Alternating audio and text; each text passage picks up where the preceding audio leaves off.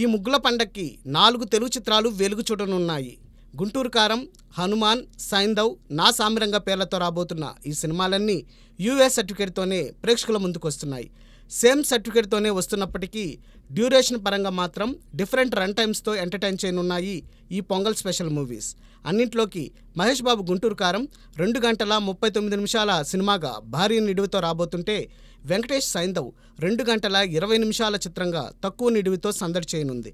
ఇక తేజసజ్జ హనుమాన్ 2 గంటల 38 నిమిషాల డ్యూరేషన్తో వస్తుండగా, నాగార్జున నా సామిరంగా 2 గంటల 26 నిమిషాల రన్ టైమ్తో పలకరించబోతోంది.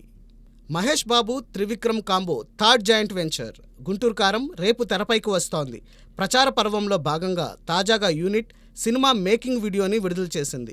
99 సెకండ్ల నిడివితో సాగే ఈ మేకింగ్ వీడియోలోని విజువల్స్ చిత్రంపై అంచనాలు పెంచేలా ఉన్నాయి. ఇందులో ప్రధాన నటీనటులు, సాంకేతిక నిపుణులు దర్శనమిచ్చారు.